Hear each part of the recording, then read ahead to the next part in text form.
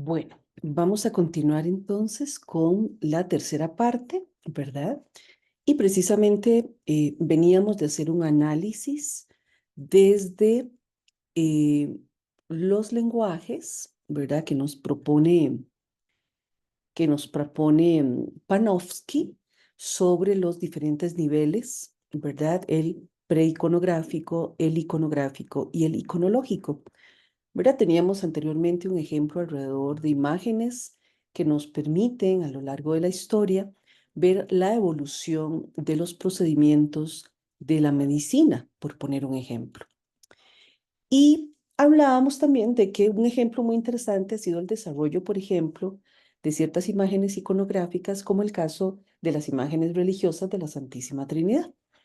¿Verdad? Entonces, bueno, nosotros lo hemos visto siempre, los que nos hemos educado en el catolicismo, como una imagen, ¿verdad?, fundamental de la cristiandad, que es la imagen de la Santísima Trinidad, en la cual, desde una visión, ¿verdad?, totalmente de creencia de un solo Dios, ¿verdad? Esta deidad a lo largo de la historia se ha fragmentado en tres divinidades que conforman esa única deidad, ¿verdad? Lo que nosotros hemos visto como Padre, Padre, Hijo y Espíritu Santo, ¿verdad?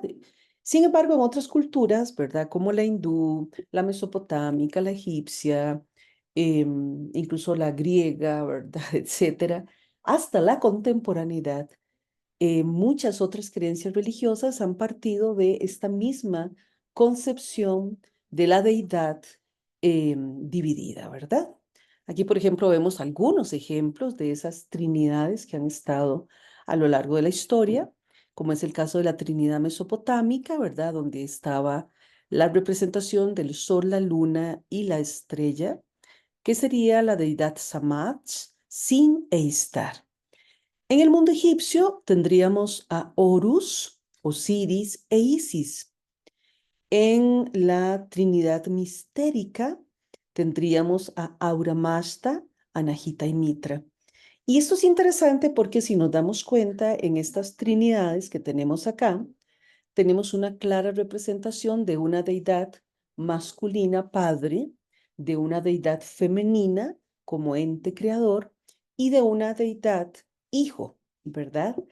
¿Y por qué esto es interesante? Porque precisamente en la parte del cristianismo esa deidad femenina se elimina, ¿verdad? Va a ser una visión totalmente em, masculina, ¿verdad? Las deidades se van a transformar fundamentalmente en deidades masculinas, y a pesar de que en nuestra creencia católica aparece posteriormente de una manera muy fuerte la representación de la Virgen María, esta no aparece en la cristiandad, ya que se elimina y se transforma en el Espíritu Santo, o sea, la simbología de una paloma.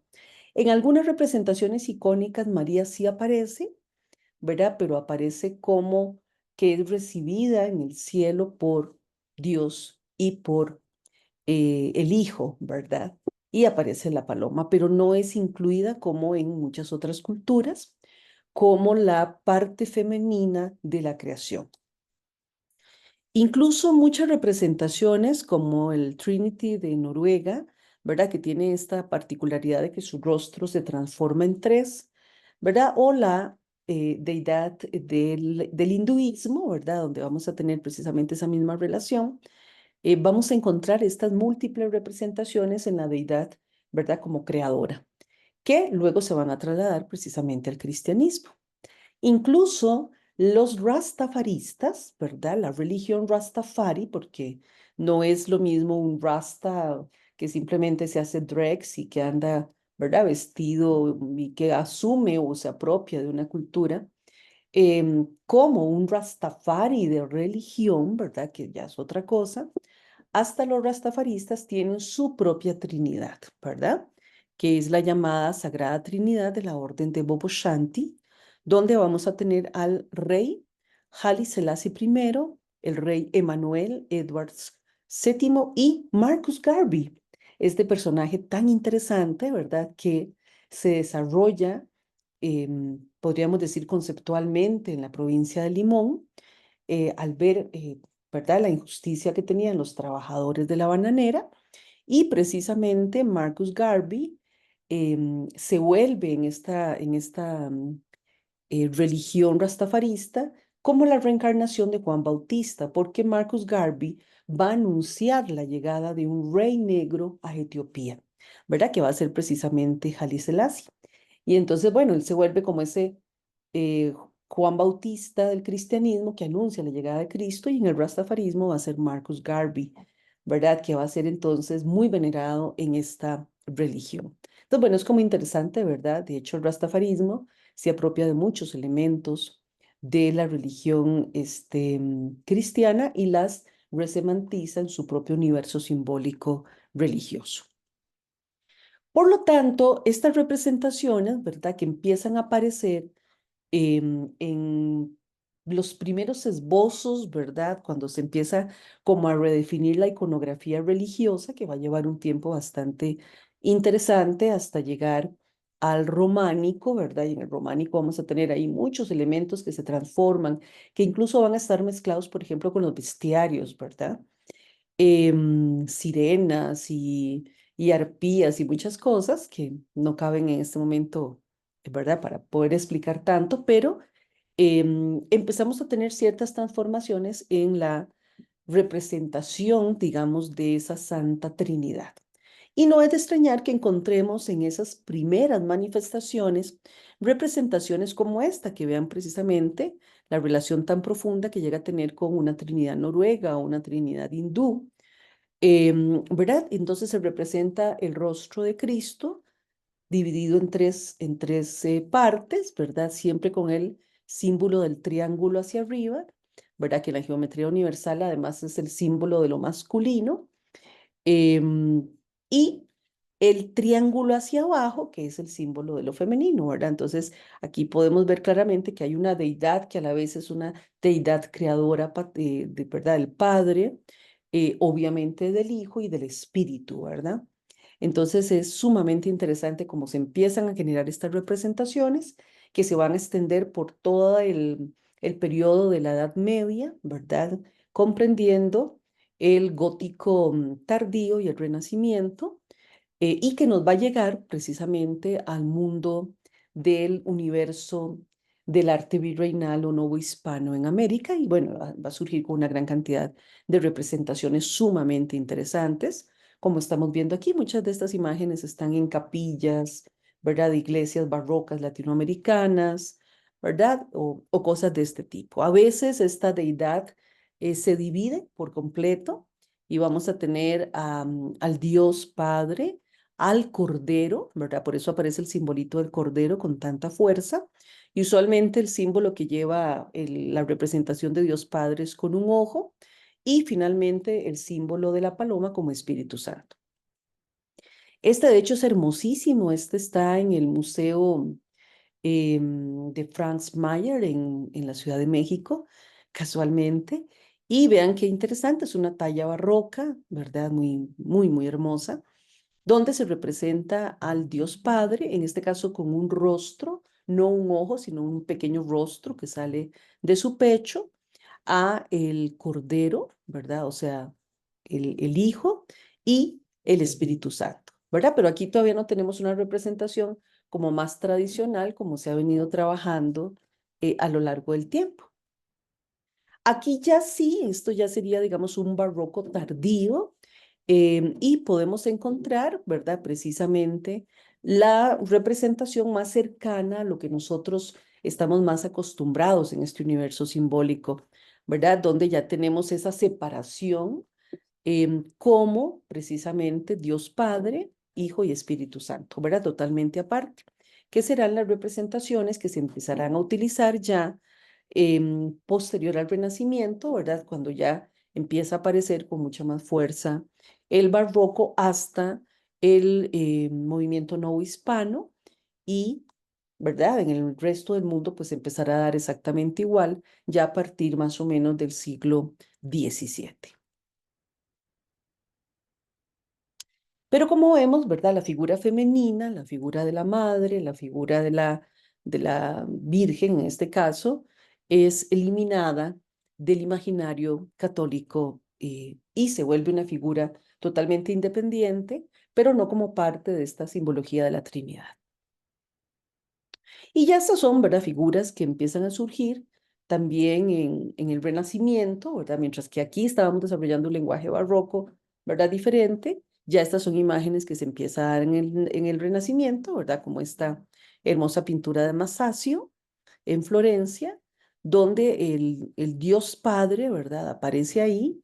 em, que es la unidad de todo, ¿verdad? Es el Padre, es el Espíritu, ¿verdad? Aparece el símbolo este súper fuerte y la figura crística, ¿verdad? Que recordemos que precisamente se va a empezar a generar con mucha fuerza en el Renacimiento, ¿verdad? La imagen del Cristo Pantocrator, poderoso y fuerte, se sustituye en el Renacimiento a partir del Concilio del Trento, donde se van a acentuar con una gran fuerza las imágenes del dolor y es donde aparece la figura crística con mucha más fuerza y las imágenes del dolor.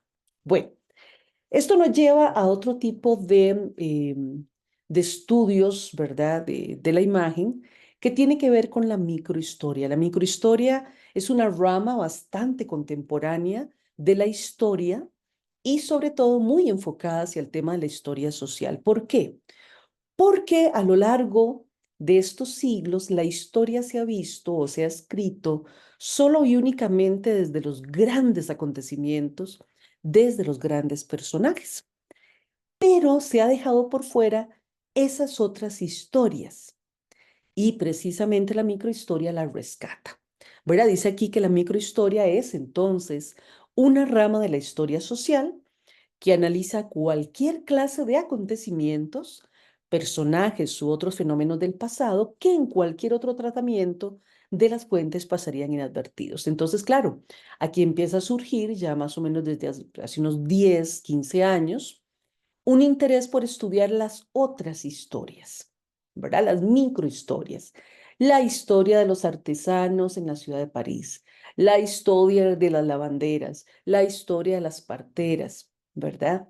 Ya no de Napoleón ni de la guerra, sino de los otros personajes, de los otros sucesos, ¿verdad? Y otras temáticas que han estado ahí prácticamente invisibilizadas por la gran historia. Esto se lo debemos a un filósofo sumamente importante que fue Walter Benjamin, un filósofo, investigador, escritor, etcétera, alemán de origen judío, ¿verdad? Que va a morir precisamente en ese proceso de la Segunda Guerra Mundial. Y él nos va a llevar a varios conceptos interesantes en muchos de sus textos. Y uno de esos interesantísimos va a ser el de los estratos, ¿verdad? Él se va a adelantar a este sentido de la microhistoria cuando él empieza a hablar de esto en varios de sus textos y sus ensayos. Entonces, Walter Benjamin nos dice de que la historia o las imágenes, ¿verdad? Pueden ser de alguna manera leídas a través de los estratos que éstas tienen. Entonces, claro, cuando yo veo una imagen, una pintura, una fotografía, una película, ¿verdad? Incluso un texto. Resulta que en ese texto hay otros subtextos. Resulta que en esa película, en esa escena, hay otras capas que yo puedo leer. En esa fotografía, en esa pintura, hay otros estratos y otras capas que yo puedo leer. ¿Verdad? Y entonces nos devuelve de alguna manera a ese sentido, ¿verdad? Que nos habla Panofsky precisamente de las otras lecturas que yo le puedo hacer a un objeto, a una imagen, a una pintura. Entonces, Benjamin nos habla de los estratos a partir de tres elementos fundamentales. El primero de ellos es la historicidad. La historicidad. De hecho, la última frase para mí es la que mejor refleja este sentido de historicidad de la que nos habla Benjamin. Todos los objetos, una pintura, una fotografía, una cinta, un espacio arquitectónico, ¿verdad? Un diseño, tienen una biografía, el objeto en sí mismo, ¿verdad? No estoy hablando de una imagen digital, estoy hablando de un objeto. Uno ve esa pintura, uno ve ese espacio, uno ve ese diseño gráfico en una revista, en un periódico. Uno ve esa pintura, esa litografía, ese dibujo. Y ya el objeto mismo tiene la capacidad de hablarnos de su historia como objeto, de su biografía. Nos cuenta una historia, el doblez, la arruga, la mancha. ¿Verdad? Por eso es que a mí cuando me hablan de restauración y vienen y restauran una pintura y la pintura queda nueva, yo digo, qué mala restauración. O cuando cogen un dibujo y lo meten en químicos y el dibujo, ¿verdad? Y lo retocan y ya el dibujo pierde su propia memoria histórica. Para mí es una mala restauración. Cuando toman una fotografía y la pasan por una inteligencia artificial y no solo le quita todas las rayas, todos los puntos, todos los dobleces, sino que además me la pasa a color, es una mala restauración fotográfica. Cuando vienen y cogen un objeto y literalmente lo rehacen y lo hacen totalmente nuevo y le quitan su biografía, para mí es una mala restauración, ¿verdad? Porque las cosas tienen que contar su propia historia. Lo que hablábamos el otro día, ¿verdad? De la cartera, de la cartera de la compañera, ¿verdad? Eso, ese objeto es invaluable porque nos cuenta una historia. Entonces la historicidad es eso, es aquello que denota la historicidad de un objeto, las cicatrices que ha acumulado a manos de sus usuarios, la impronta visible de sus variadas funciones, el desgaste histórico al que son sometidos los objetos, ¿verdad? Yo puedo ver una imagen y decir, ah, eso es una albúmina, eso es un colodión, eso es un gelatino bromuro, eso es un dibujo en carboncillo hecho sobre papel de. Esa pintura está hecha con, claro, con blanco momia, con blanco zinc, sobre lino, ¿verdad? Eso, el objeto me permite reconocerlo y al permitir reconocerlo también le da un sentido de qué, de contexto, de época, de tiempo, ¿verdad? Eso es sumamente importante. El segundo punto del que nos habla Benjamin en este sentido de la imagen y leer las imágenes a través de los estratos es precisamente esto, ¿verdad? El primero es el reconocimiento de su historicidad. El segundo es el estado de las cosas como estratos o como capas que tenemos que revelar para comprender su interior, su capacidad constitutiva. Dice que los estados de las cosas son solo almacenamientos, capas que solo después de la más cuidadosa exploración entrega lo que son los auténticos valores que esconden en el interior en su ser más íntimo e inadvertido. Y finalmente nos habla de la relación tan importante de las imágenes, de los objetos con su entorno. O sea, el objeto, el espacio, el diseño, la imagen, la pintura, ¿verdad? La escultura. En ello hay una relación de huella-entorno, del reconocimiento que hacemos de aquello en el espacio. Dice que hay una memoria como una aproximación siempre dialéctica a la relación de las cosas pasadas con su lugar, es decir, cómo la aproximación misma, ¿verdad? Tiene su propio lugar. Viene a ser un inventario o catálogo de lo rescatado. Hay una memoria colectiva donde en su lectura se revelan los símbolos del recuerdo y de las huellas, y sobre la relevancia del lugar preciso de encuentro con las cosas y que puede ser significativo para la legibilidad, así como para la relación entre las huellas y los residuos. ¿Verdad? O sea, yo veo una pintura, yo veo un dibujo, bueno, y yo puedo decir, qué interesante esta obra, cómo se relaciona con espacios. Ustedes me pueden decir, bueno, ¿cómo puedo yo entender esto en el espacio? Bueno, muy fácil, como cuando nos dan una dirección y nos dicen, del Higuerón de San Pedro 250 al norte. Y uno va y uno dice, ¿por qué la gente dice higuerón? Si aquí lo que hay es un arbolito como de 1 centímetro, no, como de 1,5 metros, ya creció, ¿verdad? Y uno no entiende cómo eso. De la antigua pulpería La Luz. Ya la pulpería no existe. Ya el higuerón no existe, pero en la memoria colectiva, ese espacio se ha quedado como una huella que podemos reconocer en el tiempo, ¿verdad? Y bueno, y cuando hacemos un inventario, bueno, ¿esto qué es? ¿A qué pertenece? ¿Con qué se relaciona? ¿Verdad? Es precisamente generar esa relación huella-entorno. Y eso nos puede ocurrir en nuestro propio trabajo, ¿verdad? Cuando nosotros hacemos una revisión de nuestro propio trabajo, bueno, este dibujo, esta pintura, esta obra, ¿en qué momento de mi vida fue? ¿Verdad? O sea, yo que estaba viviendo a partir de ahí. Yo puedo ver mi trabajo y yo puedo decir, y bueno, claro, es que en el 98 yo estaba pasando por esto. Ah, esto fue cuando tal cosa. Mira, esto tiene que ver cuando. Claro, fue cuando yo empecé a hacer esto y empecé a hacer destrucción química por esta razón. ¿Verdad? Entonces, por supuesto, en nuestro propio trabajo hay esta relación sumamente importante y así podemos analizar la obra de otros artistas. Ah, bueno, claro, es que cuando Dinora Volandi empezó a hacer estas obras tenía que ver con esto.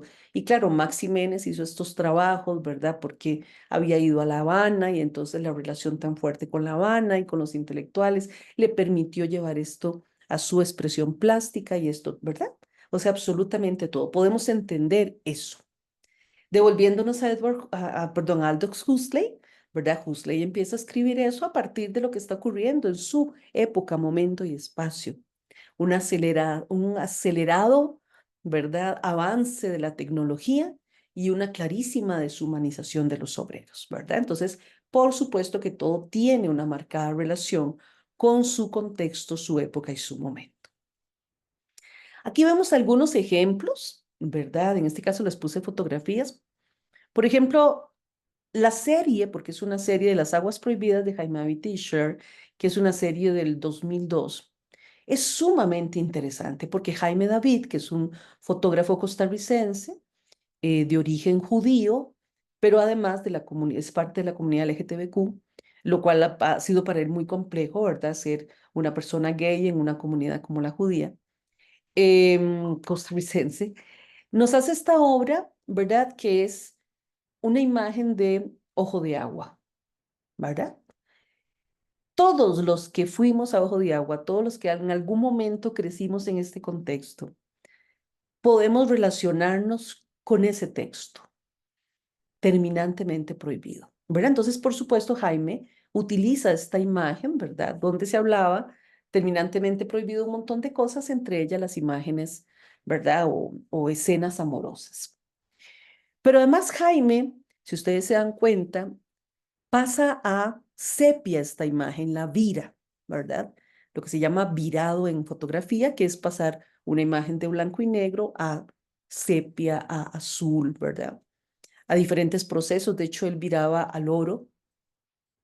Y si nos damos cuenta, la imagen está destruida, ¿verdad? Esto era un proceso que le hacía Jaime David, donde él destruía la película, ¿verdad? O destruía el papel, ¿verdad? Lo dejaba ahí metido en una bandeja con químico y la imagen se iba destruyendo. ¿Por qué él hacía esto? Porque, bueno, precisamente él habla de que el espacio de Ojo de Agua era en el momento en que él crecía, allá por la década de los 70, como un joven que se reconocía gay en un momento en el que era prácticamente imposible siquiera manifestarlo. Em, Ojo de Agua era el lugar donde podías llegar y observar al otro, ¿verdad? O sea, era un espacio del deseo, era un espacio de donde conocías a otros, ¿verdad? Y había ahí como una comunicación de alguna manera, ¿verdad? Para poder eso, ¿verdad? Para poder tener un espacio para ver, para mirar, para desear al otro. Pero además Jaime pertenece obviamente a la generación del SIDA, de la terrible pandemia del SIDA que atacó, ¿verdad? Que atacó nuestros países lamentablemente y que posteriormente, en el caso de Costa Rica, empezó una gran persecución por parte del Ministerio de Salud a la comunidad LGTBQ, ¿verdad? Y bueno, esa es una historia ahí muy interesante que cuando quieran se las cuento. Pero em, esta destrucción obedece también a cómo Jaime David ve morir a muchos de sus amigos precisamente por el SIDA. Y por eso, ¿verdad? Este terminantemente prohibido es una imagen, ¿verdad? Ahí bucólica que nos habla de un momento específico y de la pérdida, ¿verdad? De la destrucción de esta memoria. Esta es otra imagen muy bonita, es una imagen del pasado. En este caso estamos viendo una imagen de Manuel Gómez Miralles, uno de nuestros grandes fotógrafos, ¿verdad? De todos los tiempos, en precisamente la iglesia de Coronado, ¿verdad? Aquí podemos ver, de hecho, en la parte izquierda de la imagen, arriba, cómo hay unos restos de piedra que nos hablan de la primera ermita de Coronado. Esta fue la segunda iglesia y de hecho esto es una celebración muy importante porque llegaba uno de los grandes obispos de la época, Monseñor Stork, cuando estuvo en Coronado, tierra total de lecheros, y hubo un desfile de lecheros. Y además llegó a Coronado el primer automóvil, un Ford, en el que llegó el obispo junto con otros personajes de la iglesia. Entonces, claro, para la gente que es de Coronado, ¿verdad? Que tenemos esa relación con la imagen, pues es sumamente interesante este tipo de fotografías. Esta es otra muy hermosa, en este caso de Henry Morgan de 1893. Y aquí lo que tenemos es la calle de Sabanilla, ¿verdad? Esto, aunque ustedes no me crean, allá abajo todo esto sería de donde está ahora la Universidad de Costa Rica, ¿verdad? Y ciertas partes de San Pedro, pero bueno, esto es, digamos, las alturas de Sabanilla, ¿verdad? Que para finales del siglo XIX, pues era así, la gente vivía en una gran sencillez, con casas de bajareque, ¿verdad? Sumamente sencillas, sin carreteras, simplemente caminos de tierra, em, donde a veces las alcantarillas, perdón, alcantarillas no, los riachuelos se salían y bueno, y así vivía la gente, todo el mundo descalzo.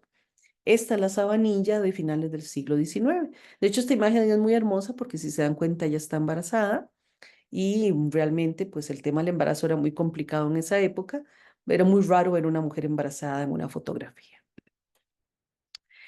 Y el último de los movimientos que vamos a ver hoy es el psicoanálisis, ¿verdad? Que, bueno, lo estudiamos usualmente cuando estudiamos surrealismo, ¿verdad? Pero el psicoanálisis que se empleó y que permite, digamos, el surgimiento precisamente de movimientos como el surrealismo, va a ser también una forma importante de análisis de otras lecturas alrededor de la imagen que se utiliza hasta la contemporaneidad. Sabemos que se lo atribuimos a Sigmund Freud, específicamente por este texto, ¿verdad? Que Freud escribe en 1899.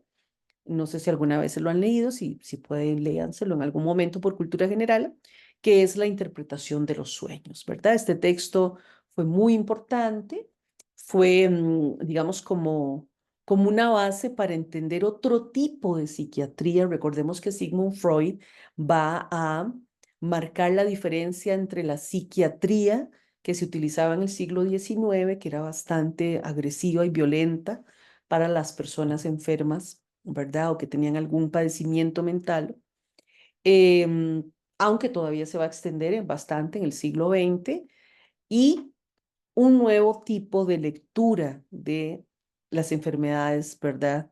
O de las particularidades de la mente, cambiando la psiquiatría de su época, e influyendo, por supuesto, a uno de sus más grandes discípulos, que fue Carl Jung.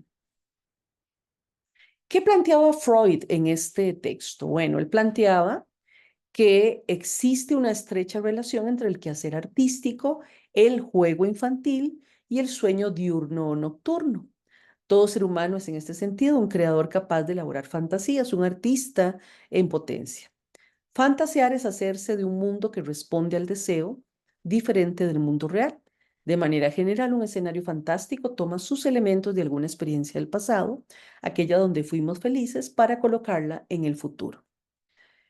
También decía que el inconsciente del artista se manifiesta a través de su creación y a la vez esta funciona como vehículo para la elaboración de los conflictos inconscientes del espectador, de tal forma que hay una relación bidireccional. El arte comunica, pone en comunión al artista y al espectador que saben emplear este medio. Podría decirse entonces que el arte ha sido el vehículo más sólido para la manifestación del inconsciente. Y tal vez lo más importante es que sobre la aplicación del psicoanálisis del arte, Freud dice lo siguiente: discierne también en el ejercicio del arte una actividad que se propone el apaciguamiento de deseos no tramitados, y ello en primer término, desde luego, en el propio artista creador, y en segundo, en su lector espectador. Las fuerzas pulsionales del arte son los mismos conflictos que empujan a la neurosis a otros individuos y han movido a la sociedad a edificar sus instituciones, ¿verdad? Porque esto es importante, porque, bueno, todavía estábamos en una época en que hablábamos del tema de la parte formal meramente del arte, del manejo de la técnica, ¿verdad? De ser un copista perfecto, de copiar la naturaleza, pero sin que mediara demasiada emoción en este aspecto, a pesar de movimientos como el expresionismo o el onirismo que van a surgir después.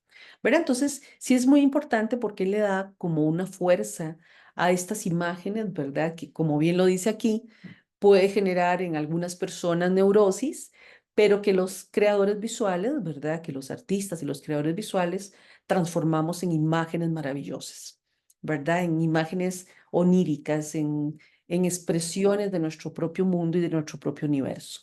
Y creo que es tal vez lo más importante y lo que más va a aportar el psicoanálisis.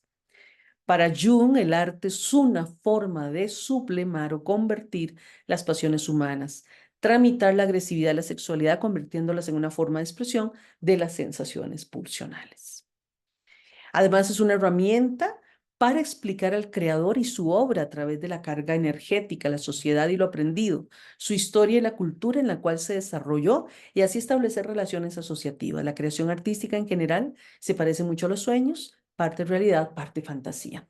Entonces, claro, ¿verdad? Si ya nos ponemos a analizar todo lo que hemos visto anteriormente, pues tiene un gran sentido, ¿verdad? Algunos defienden entonces la importancia de el contexto social y cultural, ¿verdad? En el que se desarrolla el arte, ¿verdad? ¿Qué estaba pasando históricamente en ese momento? Pero entonces acá se nos viene y se nos refuerza además con la experiencia personal, ¿verdad? Un artista no solo se concentra, digamos, en este momento solo en su experiencia personal, porque también pertenece a un contexto. Y no solo puede ser contexto porque también tiene una experiencia personal, ¿verdad? Entonces, bueno, ya en este momento estamos hablando de las dos cosas. Tan fuerte es el contexto que algunos artistas, de hecho, necesitan salir de ese contexto para poder realizar su obra. Y tan fuerte la experiencia personal, ¿verdad? De lo que nos ha tocado vivir, que algunos artistas incluso, ¿verdad? Se ahogan en ese mismo contexto personal. Aquí vamos a ver algunos ejemplos de artistas, ¿verdad? Que precisamente por diferentes cuestiones, en el caso de Remedios Varo, ay, perdón, aquí quedó mal, en el caso de la maravillosa Remedios Varo, de origen español, ella tiene que huir de su contexto político, ¿verdad? En plena guerra civil española, y salir de ahí, también por sus creencias, salir de ahí y llega a México, ¿verdad? Y en México va a desarrollar pues su obra de una manera maravillosa. Además, Remedios Varo va a pertenecer a un grupo de intelectuales que empiezan a interesarse mucho en otro tipo de exploraciones, ¿verdad?, espirituales. Poco el tema de lo metafísico, ¿verdad?, que se pone también tan de moda a principios del siglo XX, en búsqueda de otras opciones, ¿verdad?, espirituales que no fueran solamente las católicas. Ella aquí iba a conocer a un montón de gente que estaba en esas mismas búsquedas, ¿verdad? Por ejemplo, en Costa Rica tenemos una gran cantidad de intelectuales que a principios del siglo XX van a empezar a seguir precisamente otras corrientes, corrientes como qué sé yo, bueno, la masonería era parte de, pero también otras tendencias como la teosofía, precisamente, y va a haber muchos seguidores de Krishnamurti y de muchas otras corrientes filosóficas, muchas influidas incluso por el Oriente. Bueno, Remedios Varo precisamente va a empezar a pintar pues ciertos mundos, ¿verdad? El gato, como ustedes saben, siempre va a ser un símbolo, ¿verdad? De lo oculto. Y empieza a hacer estas obras, ¿verdad? Muy, muy particulares cargadas de enormes simbolismos. Y ella, como les digo, era una enamorada de todo lo metafísico. Era gente que estudiaba mucho la parte también de la física, de la ciencia, ¿verdad? De lo que estaba ocurriendo, de esas nuevas invenciones, etcétera. Y así es como va a crear su mundo. Un mundo, como les digo, de muchas imágenes simbólicas, de sus sueños, etcétera, ¿verdad? También de máquinas, de química, de alquimia, de todo eso que es lo que a ella le interesa, ¿verdad? Como estas en las que ella se pinta, pero entonces es ella como en diferentes dimensiones, va a crear estos espacios mágicos, simbólicos, interesantísimos, que claro, uno los ve y uno dice, ay, qué interesantes, pero caminas aquí por las calles de México y te topas con estas casas, te topas con esos espacios, te topas con esas gradas en la época de otoño, ¿verdad? Toda esa magia. Y entonces no parece tan extraño en este contexto. Sí nos parecería más extraño en el contexto costarricense, pero bueno, aún así, Luisa González de Sáenz va a crear sus propios mundos, em, también, ¿verdad? No desde una visión absolutamente surrealista, pero totalmente diferente al arte que se hacía en Costa Rica en esta época. En los mundos de Remedios Varo siempre hay puertas, ¿verdad? Que se abren a otras dimensiones, a otros espacios. No hay un espacio solamente presente, ¿verdad? Sino que todos los espacios están presentes en su universo de realidad. Y por supuesto la ciencia. La ciencia va a estar ahí presente siempre en las obras de Remedios Varo. En este tema de las puertas, de las dimensiones, del presente. Está súper hermosa, ¿verdad? Porque habla, bueno, esta obra es muy bella, no la tengo en mejor resolución, pero si se dan cuenta, la carita es blanca y es que cuando uno se acerca a la obra, la cara está hecha con nácar, con concha de nácar. Entonces le da, ¿verdad? Como esa dimensión extraña y mágica a la obra. Y vean cómo esta persona, a través de la música, ¿verdad? Hace que los elementos líticos se integren al espacio. Entonces, si hay una relación aquí muy profunda, ¿verdad? Con los maestros del Renacimiento, del Gótico incluso, y el tema de la alquimia. Entonces son obras muy particulares, muy simbólicas, ¿verdad? Las de Remedios Varo. En ese sentido de lo simbólico sagrado, de lo onírico, del sueño, de la ciencia. Y la otra es su querida amiga Leonor Carrington, en este caso una artista inglesa que fue la compañera de el también artista surrealista Mark Ernest, ¿verdad? Con quien vivió y tuvieron una casa que era así como una locura, ¿verdad? Y posteriormente ellos se vienen, ¿verdad? Porque también se meten ahí como en ciertos grupos rebeldes y se vienen a México, aquí inmediatamente, ¿verdad? Van a conectar con este mundo, ¿verdad? Lleno de símbolos, les fascina México. Y posteriormente Mark Ernst regresa a Inglaterra y, perdón, y Leonora se queda acá, ¿verdad? Fascinada por este México simbólico. Aquí vemos algunas de las primeras obras de Leonor Carrington, donde ella también se pinta, ¿verdad? Y pinta esos sueños y esas experiencias que ella tenía. Y posteriormente, pues se mete con mucha más fuerza, ¿verdad?, en los estudios metafísicos y empieza a crear su propio mundo, sus propios animales, ¿verdad? Genera todo un bestiario impresionante y empieza a crear esas obras maravillosas. La maravilla es que también Leonor Carrington tuvo una vida muy larga y eso le va a permitir generar muchísima obra a lo largo de su vida. Pero si se dan cuenta, ¿verdad? Sus mundos son metafísicos. Ella no solo hizo pintura, ¿verdad? Muchos de estos monstrillos los llevó a escultura. Buena parte de sus obras están a lo largo de la Ciudad de México. También hizo objetos, juguetes, cuentos, ¿verdad? Bueno, ¿qué no hizo Leonor Carrington? Hizo mucha obra, pero también, ¿verdad? Parte de sus imágenes em, surreales, ¿verdad? De su propio mundo onírico.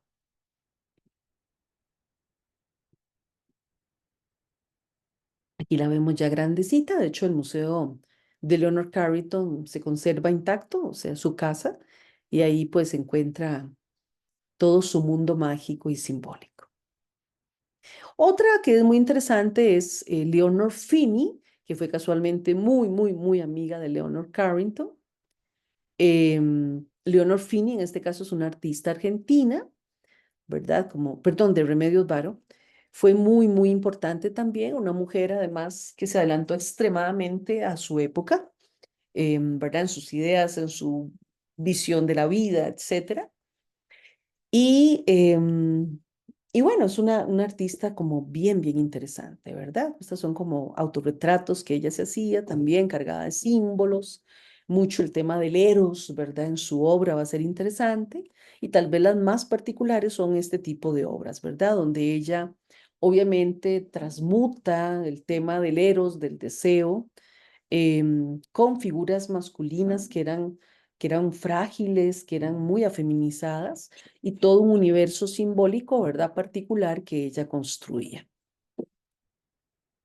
Entonces es como muy interesante el trabajo de ella, poco estudiado realmente, ¿verdad? Es un trabajo poco estudiado, pero sumamente hermoso. Vean aquí cómo la vemos, ¿verdad? Llena de puros símbolos, caracoles, ¿verdad? Conchas que tienen que ver también con el tema del eros, del deseo. Vean estas obras, ¿verdad? Donde siempre las figuras masculinas, ¿verdad? Son frágiles, son femeninas, ¿verdad? Que esto en esa época pues era demasiado valiente para su trabajo.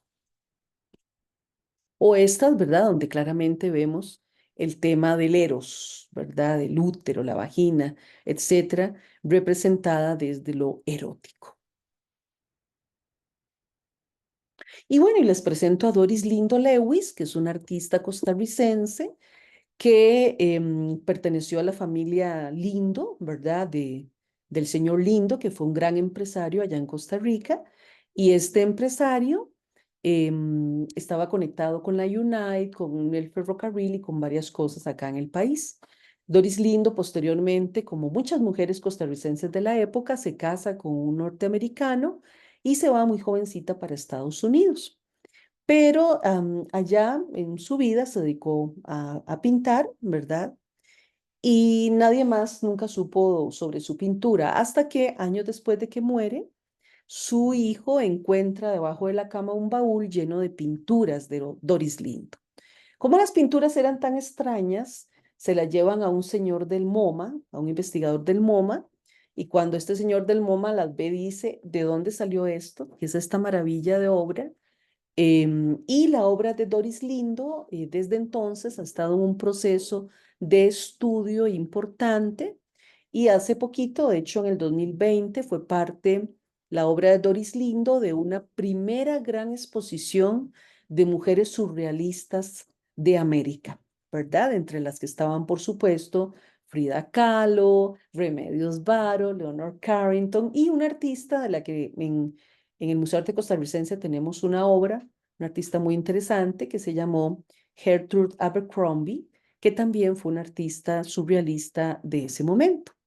En el caso de las obras de Doris Lindo, pues vemos una profunda relación con Costa Rica, con símbolos de Costa Rica, plantas, orquídeas, ¿verdad? Decoraciones, etcétera.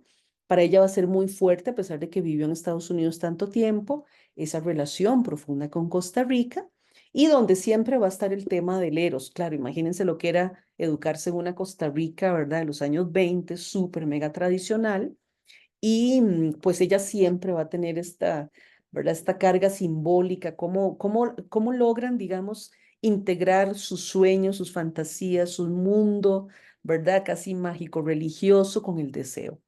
Entonces, bueno, vemos claramente que en las obras de Lindo siempre va a estar los ríos, el agua, ¿verdad? Que tiene que ver con los fluidos, las conchas o sensaciones de conchas, que obviamente es una relación directa, ¿verdad? Con el útero y la piel, ¿verdad? Entonces vean esta obra que interesante, donde el pie apenas roza el agua, ¿verdad? Y roza esa flor concha extraña que está por ahí, con la orquídea, que ya de por sí la orquídea es un símbolo, ¿verdad? Bastante erótico.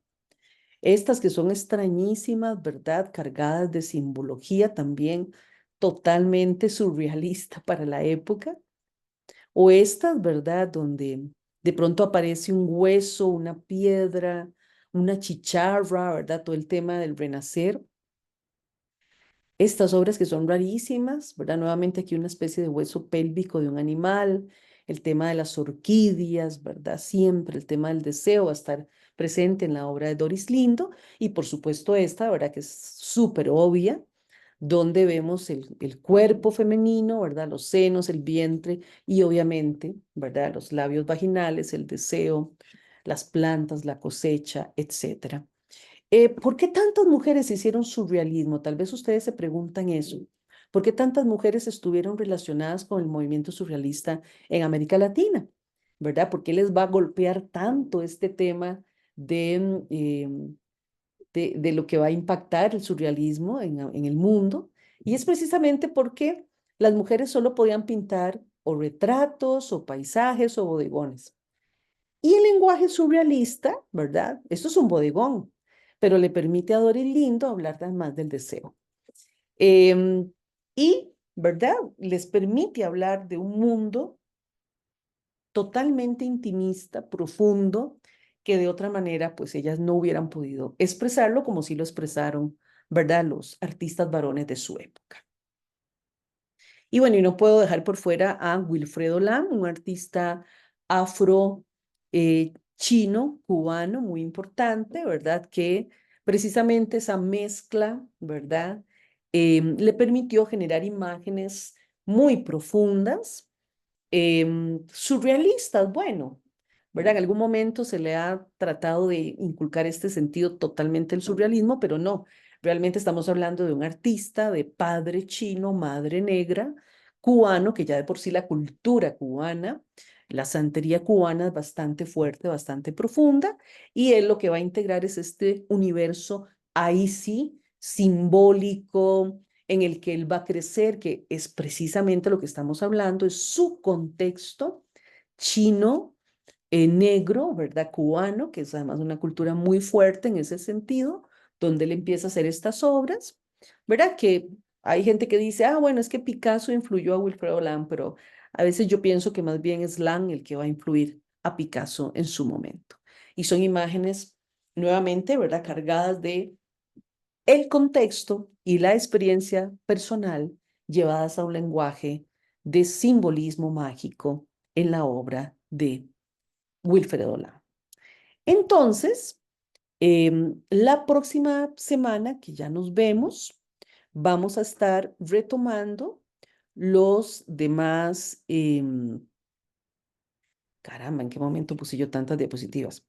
Vamos a estar retomando, ¿verdad? Estas cositas que nos faltan. Hoy llegamos hasta psicoanálisis, pero la próxima semana estaremos viendo estas otras. Vamos a llegar hasta deconstructivismo. Vamos a ver entonces marxismo, estructuralismo y postestructuralismo, semiótica, simulacro e hiperrealidad y deconstrucción. Y ya a partir de aquí vamos a enfocarnos un poco más detenidamente en los demás métodos o escuelas, ¿verdad? Que para nosotros van a ser sumamente importantes y fundamentales para los proyectos que vamos a realizar en el curso.